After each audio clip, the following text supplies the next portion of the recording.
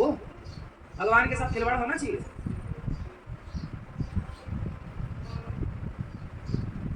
इसलिए आप लोगों को जागरूक होना चाहिए और भगवान से प्यार करो, उनकी लीलाओं को जानो, उनके हर चरित्र को समझो। हम इसलिए आपको सब चीजों का रहस्य समझा रहे हैं, बाकी तो तुम्हें सब पता है, तुम्हें कुछ समझाने की जरूरत नहीं। तो भगवान ने जो लीला की, दिव्य लीला की, भगवान ने रास रचाया गोपियों के संग। रास रचाने लगे, गोपियों को अभिमान हो गया हम बहुत सुंदर हैं। जहां अभिमान होता है वहां भगवान जोर से क्या नहीं होता, जहां अभिमान होता है वहां भगवान बिल्कुल नहीं चले जाते। इसलिए भक्त को क्या नहीं होना चाहिए, जोर से। अच्छा मैया, आप कितने लोगों का पेट भरती हो? आप भैया, आप कितने लोगों का पेट भरते हो? 5, 7, 10, 20? हाँ 10। आप कितने लोगों का पेट भरते हैं भैया? 5। ये चश्मे वाले भैया, आप कितने लोगों का पेट भरते हैं?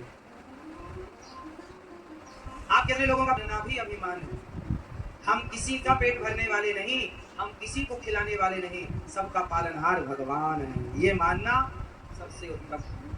मैं 4 लोगों का पेट भरता हूँ, मैं 20 लोगों का पेट भरता हूँ, हम किसी का पेट नहीं भरते, ये मानना ये गलत मानसिकता, ये अभिमान को प्रकट करने वाली मानसिकता है। कभी ये मत कहो कि मैं कुछ करता हूँ, सदा ये प्रभु सब करते हो कहो, बस नहीं, रियलिटी ये हो, मानो कि प्रभु ही सब कर रहे हैं, विश्वास रखो कि प्रभु ही सब कर रहे हैं। अभिमान ना हो, मेरा ये, मेरा वो, मैं ये, मैं वो, अभिमान।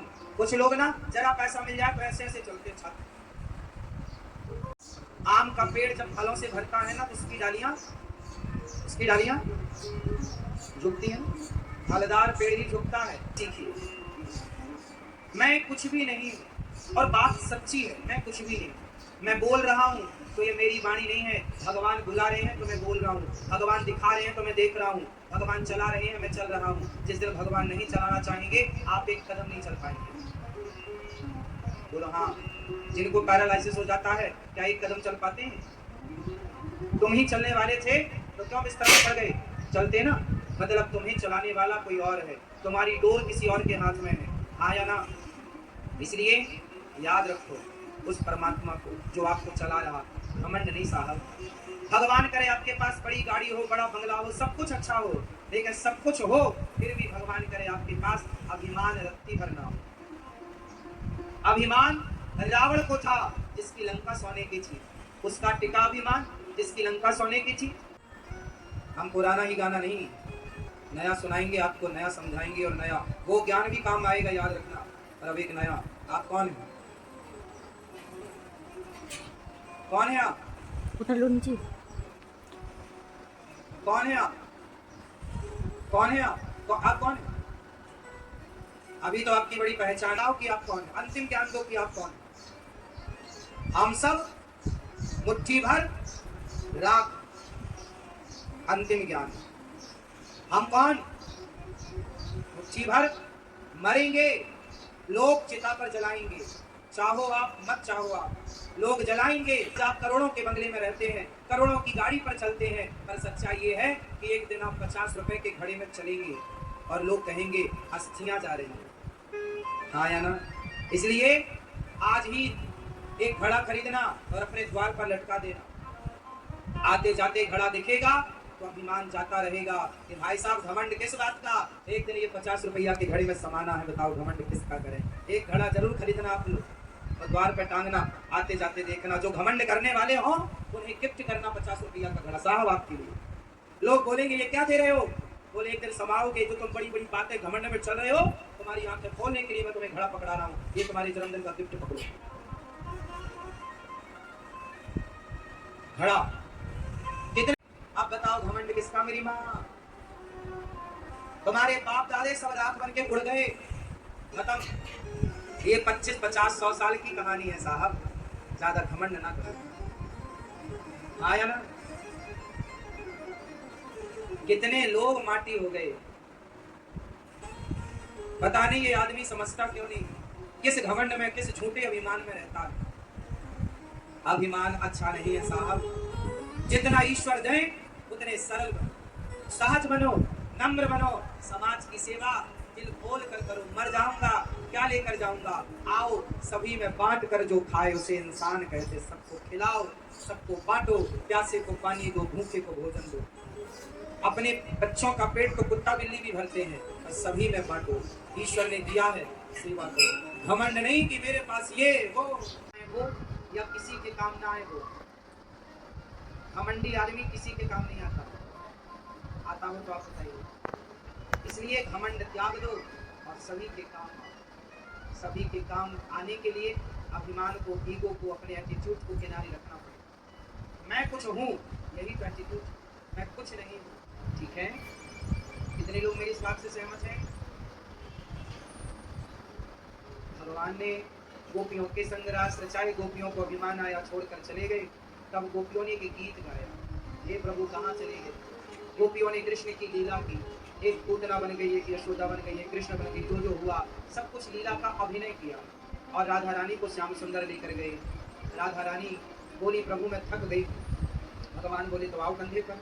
जब कंधे पर बैठने लगी तो श्री राधा रानी को भी गोविंद ने छोड़ दिया।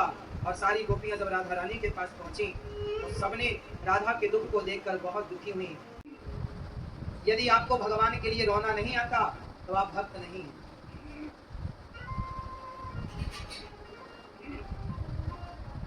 जो बच्चा रोता ना हो तो वो जिंदा है।